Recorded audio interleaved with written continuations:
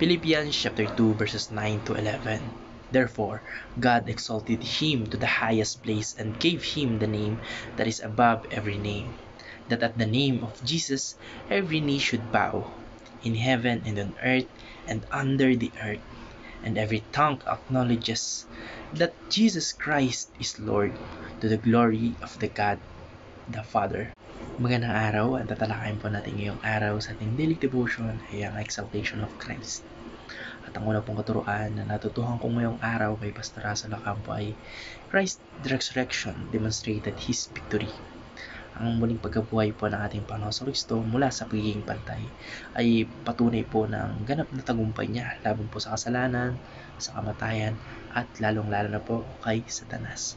Sa pamamagitan po ng kanyang muling pagkabuhay, pinatunayan po ng ating Panginoon sa Kristo na siya ang anak ng ating Panginoon Diyos at ang kanyang sakripisyo sa krus ng Kalbaryo ay tinanggap ng Diyos Ama bilang sapat na kaligtasan ng nating mga tao o ng sangkatauhan. Pinapahiwatig po na ito na dahil po sa kanyang pagsunod o Him being a righteous, naging righteous din tayong mga tao through His sacrifice o sa pamagitan ng kanyang sakripisyo dun sa krus ng Kalbaryo. Yung kanya pong pagsunod hanggang sa kamatayan, yung pag-fulfill niya sa kanyang misyon dito sa lupa hanggang sa kanyang kamatayan at sa kanyang pagkabuhay na muli, binigyan po siya ng ating Panginoon Diyos ng kataas-taasang kapangyarihan at karangalan.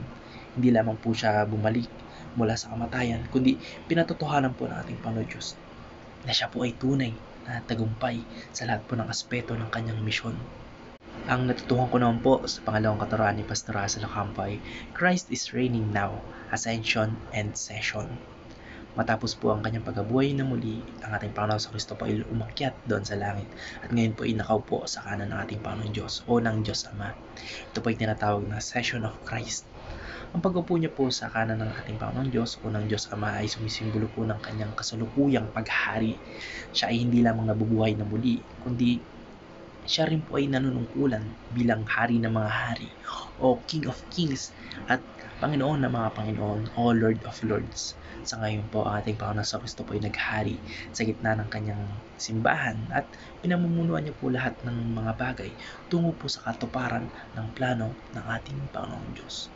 Ang bawat lumulod po na tuhod at yung nagpapahayag ng kanyang Panginoon ay nagpapakita po ng kanyang kasalukuyan na pamumuno sa langit at sa lupa. Ang natutuhan ko naman po sa pangatlong katuruan ni Pastor Russell Ocampo ay Christ's return in glory completes redemption. Ang pangako po ng pagbabalik ng ating Panginoon sa Kristo sa kalulatian ay yung pinakakatuparan po ng plano ng kaligtasan o promise of salvation. Bagamat tinapos niya po yung gawa ng pagtubos sa krus ng Kalbaryo, yung pinaka overall na effect po nito ay makikita po sa kanyang muling pagbabalik sa araw po na iyon, sa mismong araw na iyon. Ang lahat po ng nilalang, maging yung mga kumikilala at tumututol po sa kanya ay luluhod at kikilalanin yung kanyang pagkapanginoon o yung kanyang pagka-Diyos.